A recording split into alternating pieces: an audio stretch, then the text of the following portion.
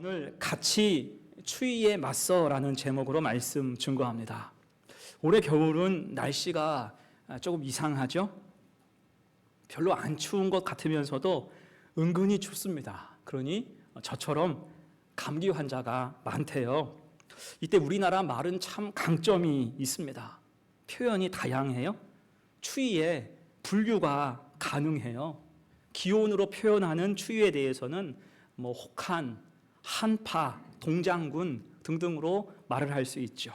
또한 습기에 관련된 추위는 서릿발 같은 추위, 축축한 냉기 이런 식으로 표현할 수도 있습니다. 그리고 바람으로 인한 추위는 살을 애는 추위, 칼바람 등등으로 말할 수가 있어요.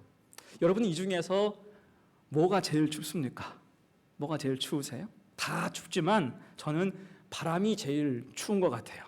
두꺼운 옷을 입어도 그 옷을 통과해서 바람이 뼛속까지 들어올 때가 있습니다. 그때가 감기 걸릴 때라고 하잖아요. 자, 오늘 빌립보 교회도 그런 추위가 있었습니다. 물론 이것은 날씨로 인한 추위는 아니고요. 가난과 핍박과 다툼으로 인한 영혼의 혹한이 그들에게 임했습니다. 여러분, 예나 지금이나 가난은 사람을 춥고 배고프게 만들죠. 다만 당시에 가난의 이유는 신앙을 지킨 대가였습니다. 우상 숭배를 거부하고 황제 숭배에 참여하지 않으므로 즉시 핍박이 임하게 되었고요. 그로 인해서 직업을 갖기도, 그것을 유지하기도, 장사를 하기도 어려운 지경에 빠졌어요. 예수를 믿는다는 이유로 삶의 심각한 한파가 몰아친 것입니다. 자, 그런데 가난과 핍박보다 이 빌립보 교회를 더 춥고 싸늘하게 만든 문제가 있었죠. 그것이 교회 내의 다툼과 분쟁이었어요. 사실 외부의 핍박과 가난은 함께 견뎌낼 수가 있습니다. 먹을 것이 부족하면 나눠 먹으면 되고요. 추우면 더 붙으면 돼요. 밀착하면 됩니다. 하지만 그들 속에서 분열과 다툼이 생길 때에는 속에서부터 얼어버립니다. 살을 애는 추위가 될 수밖에 없다는 거예요. 자, 그런 타이밍에 바울이 소식을 듣고 편지를 쓴 거죠. 교회를 향한 당부, 갑자기 닥치는 영적인 추위를 피하는 법을 알려줍니다. 이를 통해서 우리가 얻을 수 있는 신앙의 중요한 교훈이 무엇일까? 두 가지로 생각을 해봐요. 첫 번째는 한 마음이 되라는 것입니다. 한 마음이 될 때 영적인 추위를 넘어설 수 있다는 거예요. 1절과 2절 봅니다. 그러므로 그리스도 안에 무슨 권면이나 사랑의 무슨 위로나 성령의 무슨 교제나 긍휼이나 자비가 있거든 마음을 같이하여 같은 사랑을 가지고 뜻을 합하며 한 마음을 품어 아멘. 자, 무슨 뜻입니까? 이 말씀은 교회 안에 꼭 있어야 할 것들, 필요한 것들을 열거하고 있죠. 그리스도 안에 권면과 사랑, 위로, 교제와 긍휼, 자비를 말씀해요. 이것이 있을 때 교회가 교회다워진다는 것입니다.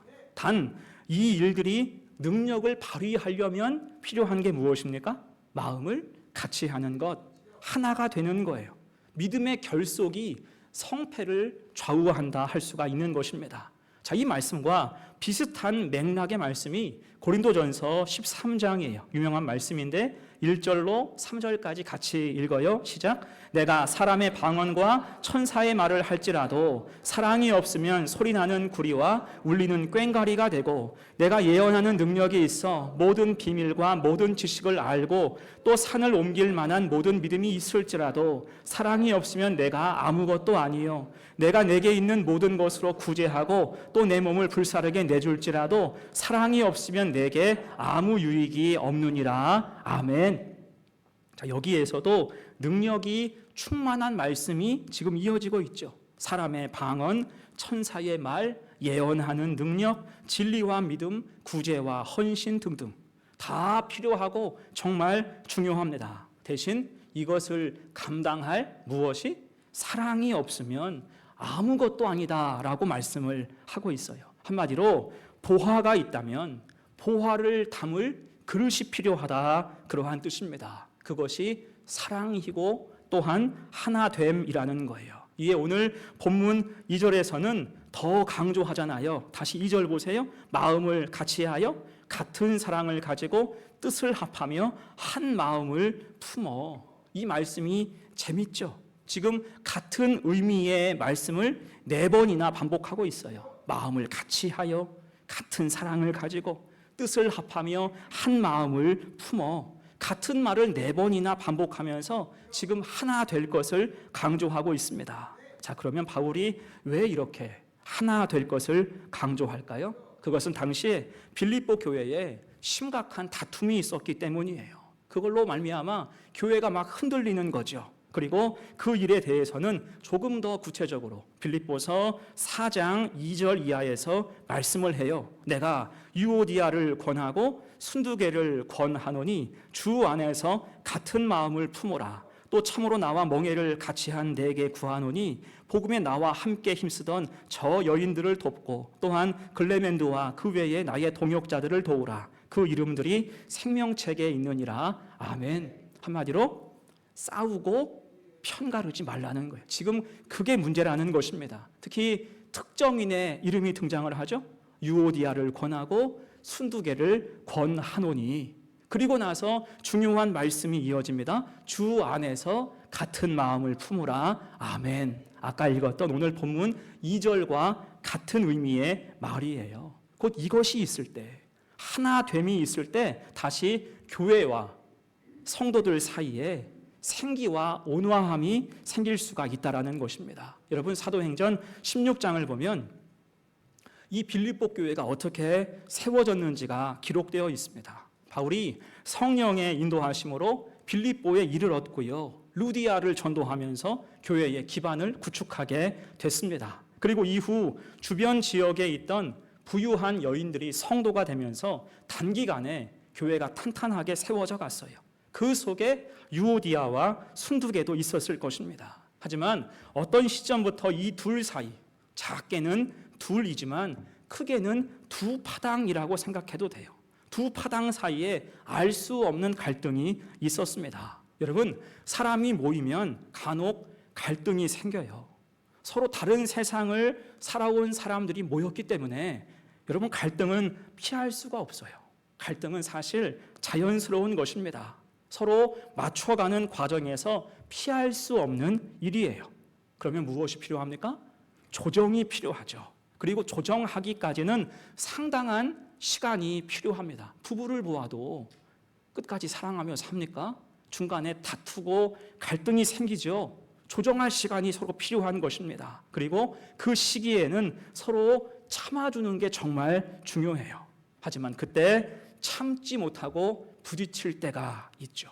이것이 분쟁이 되는 것입니다. 그럴 때 교회를 사랑하고 복음을 전하는 등의 같은 목적이 있어도 다툼과 분쟁, 파열음을 피할 수가 없다라는 거예요. 같은 목적이 있고 같이 신앙생활을 해도 다툼과 분쟁이 생길 수 있다라는 것입니다. 여러분, 이것이 남 이야기가 아니에요. 우리 속에도 간혹 이런 문제가 드러나기도 합니다. 이게 우리는 오늘 바울이 제시한 해법을 깊이 생각하고 마음에 새겨야 할 거예요. 특히 주 안에서 같은 마음을 품으라. 오늘 2절에서 4번이나 이것을 반복해서 강조하지요. 핵심되는 말, 주 안에서. 우리가 이 말을 기억해야 할 겁니다. 주 안에서. 이 말이 우리 마음에 가득 있어야 돼요. 여러분, 분쟁이 왜 생깁니까? 주 안에서 하지 못하고 내 안에서 판단하고 행하기 때문이에요. 그러다 보니까 주님이 아니라 결국 나를 주장하는 꼴이 되고 마는 거예요. 이것이 모든 분쟁의 시작점이 됩니다. 자, 그러면 우리가 어떻게 주 안에 거할 수 있을까요? 그 답이 빌립보서 4장 4절 이하 7절의 말씀, 너무나 유명한 말씀이에요. 같이 읽어요. 시작. 주 안에서 항상 기뻐하라. 내가 다시 말하노니 기뻐하라. 너희 관용을 모든 사람에게 알게 하라. 주께서 가까우시니라. 아무것도 염려하지 말고 다만 모든 일에 기도와 간구로 너희 구할 것을 감사함으로 하나님께 아뢰라. 그리하면 모든 지각에 뛰어난 하나님의 평강이 그리스도 예수 안에서 너희 마음과 생각을 지키시리라. 아멘. 답이 딱 나오죠. 제가 빨간 글씨로 마킹했습니다. 주 안에서 항상 기뻐하라. 염려하지 말고 다만 모든 일에 기도와 간구로 나아가라. 당부하고 있습니다. 한마디로 하나님을 온전히 예배하라는 거예요. 예배를 통해서 주 안에 있게 되고 주의 뜻을 깨우치게 되면서 같은 마음을 품을 수 있다라는 것입니다. 여러분, 실제로 교회 안의 분쟁, 인간관계의 어려움이 왜 생깁니까? 예배로 인해서 생깁니까? 예배로 인해서 생기는 거 봤습니까? 예배 때문에 생기는 것은 극히 드문 일이에요. 대신 예배 외에 다른 문제로 인해서 어려움이 생기고, 더 적극적으로 말한다면 예배 외에 딴 재미를 찾으려고 할 때 그게 문제가 되는 경우가 많습니다. 여러분, 생각해 보십시오. 아까도 이야기했듯이 우리는 각기 다 달라요. 각기 다르기에 모이게 되면 서로 공통 분모를 찾아요. 같은 것을 찾고요, 찾았을 때는 매우 기뻐합니다. 저도 우리 교회에 동양 분들이 몇 분 있어요. 되게 반가웠어요. 또한 나이를 찾죠. 몇 살입니까? 나이가 같으면 굉장히 또 반가워요. 제 나이 다들 아시죠? 제가 76년생. 76년생들이 좀 불쌍해요. 이제 나이 앞자리 숫자가 바뀌었어. 아무튼 나이가 같으면 그냥 동질감이 느껴집니다. 또 과거의 인연도 있고요, 학교에 선후배도 있습니다. 이런 것을 공통 분모라고 생각해서 찾으면 괜히 기분 좋아요. 친밀한 느낌을 얻습니다. 그런데 그것 빼고는 우린 다 달라요. 정말 우리는 남남이에요. 남남이 맞습니다. 대신 우리가 무엇으로 이 자리에 모였습니까? 오직 예수 그리스도. 주님으로 인해서 이 시간, 이 공간에 함께 모인 거예요. 곧 우리의 가장 큰 공통 분모가 무엇입니까? 혈연이에요?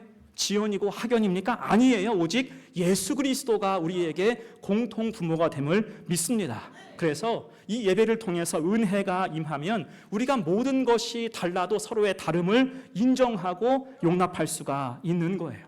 주님이 나를 사랑하시고 십자가의 은혜로 용납하셨음을 깨달았을 때 나도 누군가를 이해하고 용납하게 되는 거예요. 이를 통해서 더없이 친밀해지죠. 믿음으로 말미암아 친밀해진다. 그 외의 모든 것은 이제 감당할 수가 있는 것입니다. 이것이 자연스러운 흐름이에요. 여러분, 사람의 말도 그렇습니다. 말이 참 중요해요. 인간관계는 결국 다 말로 이어집니다. 결국 말이에요.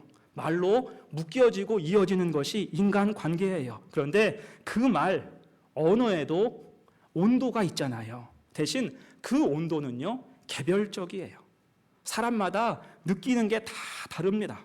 상황과 기분에 따라서 하는 말도 달라지고 듣는 귀도 달라질 수가 있는 거예요. 때로는 한껏 예민하기도 하고 또 둔감해지기도 합니다. 그래서 말로 인해 싸우는 거예요. 같은 말인데도 언제 들으면 굉장히 기분 나빠요. 그래서 인간관계는 파라리 말입니다. 그런데 한 가지 확실한 것은 삶에 예배가 가득한 사람은 그런 상태를 용납할 수 있어요. 말에 휘둘리지 않습니다. 마음에 쌓아두지 않고 곧 잊어버려요. 기분 나쁜 말을 들어도 오늘따라 굉장히 기분 나빠도요, 그것을 털어내요. 예배를 통해서 기도하면서 털어냅니다. 나도 연약한데 저 사람도 그럴 수 있겠지. 그래서 예배를 통해서 우리의 인격은 다듬어지고 성숙해지는 것입니다. 여러분, 제가 목사지만 하나님이 제게 주신 큰 축복 중에 하나는 잘 잊어버리는 거예요. 잘 잊습니다. 저는 미운 사람이 거의 없어요. 물론 간혹 생겨요. 사람인지라 그래요. 간혹 미운 사람이 생깁니다. 그런데 곧 잊어버려요. 그래서 사람 때문에 별로 스트레스 받지 않습니다. 이것이 아무래도 목사에게 주시는 하나님의 복지 정책인 것 같습니다. 가장 중요한 복지예요. 어디 무슨 회사처럼 성과급을 주고 여행을 보내주는 것은 아니지만 예배 앞에 서면요, 내 속에 울분이 가라앉습니다. 울분이 가라앉고 날아가요. 심지어 저는요, 하루에 스트레스를 3번 지워요. 잘 때 1번 지웁니다. 잊고 자는 거예요. 새벽 예배 때 일어나서 기도하면서 1번 더 지우고요. 예배 후에 달리기 하면서 다 날려버려요. 그렇게 상쾌할 수가 없어요. 여러분, 그래서 혹시 우리 중에 다툼으로 인한 상처, 인간관계에 어려움이 있습니까?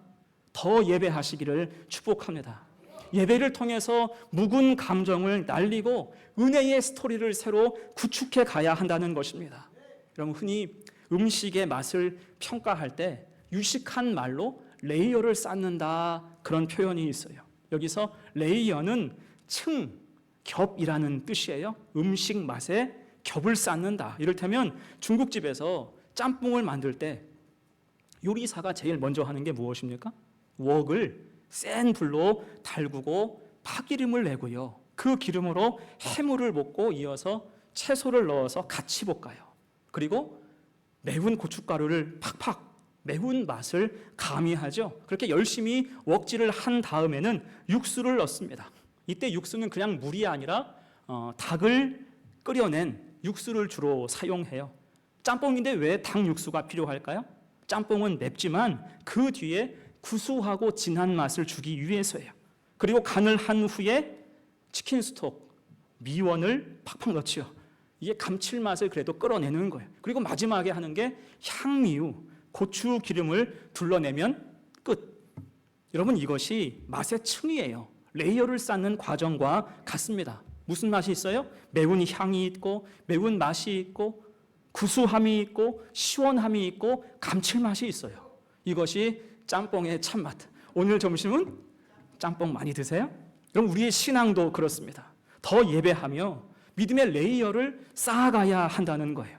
상한 심령을 방치하면 안 돼요. 더 예배해야 됩니다. 예배할수록 우리의 신앙은 서로를 이해하게 되고 용납하게 되고 사랑하고 축복하는 믿음의 레이어, 은혜의 층이 생길 줄로 믿습니다. 그래서 힘들 때는 더 많이 예배하세요. 마음이 괴로우면 주 앞에 나와서 예배하고 기도하시기를 간절히 바랍니다. 그러면 사랑으로 받을 수 없는 위로를 우리 주님께 받아요. 우리 성품을 성숙하게 하십니다. 그럴 때 우리 속에 스산함, 싸늘함, 서늘함 같은 영적인 추위는 다 사라지고 이곳의 온도는 더없이 따뜻해질 줄로 믿습니다. 예배가 우선이다. 예배를 통해서 우리 속의 온도를 높여가는 우리 복된 성도가 되시기를 간절히 축원합니다. 아멘. 두 번째요, 같이 추위에 맞서 두 번째, 겸손해야 합니다. 이제 하나 될 것을 엄히 명한 바울은 3절과 4절을 통해서 또 하나의 중요한 교훈을 주고 있어요. 3절, 4절 같이 읽습니다. 시작. 아무 일이든지 다툼이나 허영으로 하지 말고 오직 겸손한 마음으로 각각 자기보다 남을 낮게 여기고 각각 자기 일을 돌볼 뿐더러 또한 각각 다른 사람들의 일을 돌보아 나의 기쁨을 충만하게 하라. 아멘. 자, 여기서 핵심이 되는 것은 오직 겸손한 마음으로라는 말이에요. 오직 겸손한 마음으로, 곧 겸손이 우리 인생의 방향이 돼야 한다, 그러한 뜻이에요. 겸손이 인생의 방향이고 또한 교회의 방향이 되어야 하는 것입니다. 그럴 때 다툼과 허영은 사라지고, 다시 3절 하반절 보니까 각각 자기보다 남을 낮게 여기고 각각 자기 일을 돌볼 뿐더러 또한 각각 다른 사람들의 일을 돌보아. 아멘. 섬김은 자연스러워진다, 그러한 뜻입니다. 그래서 겸손의 방향은 보혈을 지나 섬김으로 이어지는 거예요. 여러분, 주님의 겸손을 기억해 보십시오. 주님께서 최후의 만찬 자리에서 제자들 발을 닦아 주셨죠. 이 일은 가장 천한 신분의 사람들이 하는 일이었어요. 주님은 그 일을 친히 담당하셨습니다. 이것이 무엇입니까? 주님이 보여주시는 겸손의 방향이에요. 서로 섬겨라, 겸손함으로 섬겨라. 이를 통해서 사랑의 온도는 올라가고 섬김은 성도의 상식이 되는 것입니다. 자, 이를 위해서 제가 오늘 우리 성도들에게 당부 하나 하겠습니다. 겸손의 방향으로 서로 섬기기 위해서 우리는 한국 교회만의 특유한 좋은 전통을 기억할 필요가 있습니다. 그것은 교회에서 직분을 호칭으로 부르고 거기에 존중의 의미로 님자를 붙이는 거예요. 직분을 호칭으로 부르고 뒤에 뭘 붙여요? 님자를 붙입니다. 여러분, 이런 유래가 세계 교회에 없어요. 혹자는 이를 타인에게 예를 갖추는 유교의 영향이라고도 말합니다. 일리는 있지만 사실은 유교 문화보다 훨씬 더 깊어요. 유교는 자신과 같거나 높은 부류를 향해서는 예를 갖추지요. 하지만 그 아래에 대해서는 하대하는 게 기본입니다. 하지만 한국 교회는 평등하게 모든 일을 존중함으로 대하는 거예요. 그럴 때 신문제 시대의 잔재와 앙금을 털어낼 수가 있었습니다. 그래서 이후 교회에서는 서로를 장로님, 권사님, 집사님, 성도님이라고 부르고 경어를 사용하는 매우 좋은 전통이 생기게 된 것입니다. 자, 문제는 이게 세월이 지나가면서 또한 친밀도에 따라서 조금 이런 문화가 옅어지는 경향이 생긴다라는 것입니다. 직분 대신에 이름을 부르기도 하고 형, 누나, 언니, 동생 하면서 반존대, 반말을 하기도 합니다. 물론 어려서부터 친밀했고 이런 문화에 익숙한 사람들이라면 괜찮을 수도 있어요. 하지만 엄밀히 따져서 지금껏 그래 왔을지라도 이런 모습은 지양해야 할 것입니다. 특히 우리나라의 문화 중에는 특유의 문화, 위계와 서열이 있어요. 이것을 굳이 따지는 사람들이 있습니다. 여러분, 윤석열이 제일 잘한 일이 뭐예요? 만 나이를 도입한 거예요. 한 살씩 깎아줬잖아요. 만 나이. 이게 은근히 중요한 이유가 뭐냐면 우리나라 사람들이 모이면요, 위계를 세우려고 하는 경향이 있어요. 저 어린 애들 대학교만 가도요, 나이로 서열을 정해요. 내가 학번이 무엇이고 내 나이가 무엇이고 같은 나이면 나는 빠른이고 막 그래요. 그래서 가끔 보면 족보가 중간에 꼬입니다. 일례로 제 친구 중에는 75년생들이 있어요. 또한 제 친구 중에는 77년생도 있습니다. 다 이름 부르고 반말을 해요. 근데 그 77년생 친구가 75년생 친구한테는 형이라고 불러요. 그럼 가운데 있는 전 뭐가 돼요? 되게 이게 애매해져요. 곤란해집니다. 여러분, 교회도 그래요. 같은 나이인데 누구는 언니라고 부르고 누구는 집사님이라고 부르는 것이 이상한 것입니다. 더 친밀하니까 그럴 수 있겠지만 그러면서 누구는 소외감을 느낄 수가 있고요. 때로는 원치 않는데 이름으로 불리게 되면 은근히 기분 나쁠 수가 있습니다. 그래서 교회에서는 직분에 존칭을 불러서 함께 존중하는 문화를 만들어 가야 할 줄로 믿습니다. 서로 존대하고 존칭으로 부를 때 그 관계는 진중해지는 거예요. 이것이 존중의 기본, 우리가 지킬 교회의 전통이고 겸손의 방향이라 할 수가 있습니다. 나이 많다고, 선배라고, 직분이 조금 앞선다고 말 편히 하는 것이 습관이 되면 좋은 영향을 줄 수가 없는 거예요. 이를테면 제가 이름을 언급해서 죄송합니다만 우리 안진아 집사님, 저분이 제가 예전에 가르쳤던 청년이었어요. 결혼식도 제가 직접 갔잖아요. 신부 옆에 앉아서 사진도 찍은 기억이 있습니다. 근데 우리 교회 온 이후 제가 지금 간혹 카톡을 하지만 카톡을 할 때도 제가 존대합니다. 존대하고 직분으로 불러요. 성도님, 성도님, 이젠 집사님이죠. 그렇게 하는 것이 안 친해서가 아니라 그렇게 하는 것이 맞기 때문에 그렇게 하는 것입니다. 문제는 작년 저기 2층에 있는 이주희 성도가 새로 왔어요. 저분은 예전에 제가 가르친 중학생이었어요. 그때 영광여고 한다고 좋아했던 게 기억이 나요. 당연히 지금도 얼굴 보면 반말이 나와요. 반말을 하고 있어요, 제가. 그러니까 하루는 우리 아내가 툭 치면서 왜 자꾸 이름 부르고 반말하냐 핀잔을 주더라고요. 미안해요. I'm sorry. 고칠 거예요. 그게 편하고 서로 친밀하지만 그것보다 더 귀한 것이 이 공동체성, 존중이 더 귀하기 때문입니다. 여러분도 그렇게 하시기를 간절히 바랍니다. 그럴 때 곁가지로 또 따라오는 문제가 하나 있어요. 내 직분이 마음에 들지 않는다, 그거예요. 왜 나는 아직까지 집사냐? 내 친구들 다 권사 땄는데 또 나는 왜 아직까지 성도입니까? 목사님 언제 집사 직분 줄 거예요? 여러분, 집사 직분이 영해요. 집사가 좀 더 젊어 보여요. 좀 기다리다 보면 줄 때가 있고요. 또한 성도는 이것 역시 시간이 해결합니다. 조금 지나면 직분을 드립니다. 아니, 우리 교회에서 보면요, 어떤 분들은 누구보다 신앙생활 오래 잘 하고 있지만 성도로 그냥 머물고 있는 분도 있고요, 집사로 머물러 있는 분도 있습니다. 그게 중요하지 않다라는 거예요. 주님 앞에 주님 곁에 서는 것이 더 중요하고 족한 줄로 믿습니다. 자, 그렇게 우리 속에 호칭과 말투에서부터 겸손과 존중이 있을 때 우리 교회는 더 따뜻해지고 견고하게 세워질 것입니다. 다윗이 그랬어요. 사무엘상 22장 1절 이하의 말씀에 의미가 있습니다. 같이 읽어보죠. 시작. 그러므로 다윗이 그곳을 떠나 아둘람 굴로 도망하매 그의 형제와 아버지의 온 집이 듣고 그리로 내려가서 그에게 이르렀고 환난당한 모든 자와 빚진 모든 자와 마음이 원통한 자가 다 그에게로 모였고 그는 그들의 우두머리가 되었는데 그와 함께한 자가 400명가량이었더라. 아멘. 여러분, 이 말씀에서 다윗 앞에 모인 사람들을 생각해 보십시오. 환난당한 자, 빚진 자, 원통한 자. 여러분, 이 사람들이 쉬워 보입니까? 이 사람들은 쉽고 순한 사람들이 아니었을 가능성이 커요. 굉장히 마음에 상처가 많잖아요. 입도 걸고 행동도 거친 사람들이 태반이었을 거라고요.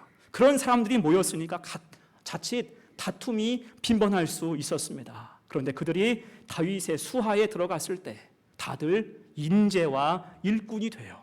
이 아둘람 굴은 훗날 유다 왕국을 위한 사관학교 성격이 되잖아요. 이유가 무엇일까요? 그것은 다윗이 그들 위에 군림하지 않았고 존중이 여겼기 때문이에요. 함께 세워져 갔기 때문입니다. 그러면서 그 가슴 속에 응어리가 녹아지고 하나님 앞에 신실하게 되면서 인격이 새로워진 줄로 믿습니다. 그래서 시편 132편 1절은 이렇게 고백하죠. 여호와여 다윗을 위하여 그의 모든 겸손을 기억하소서. 아멘. 그 정도로 다윗은 겸손한 사람, 그를 통해서 공동체는 화목하게 되었다라는 것입니다. 여러분, 그래서 겸손은 방향이에요.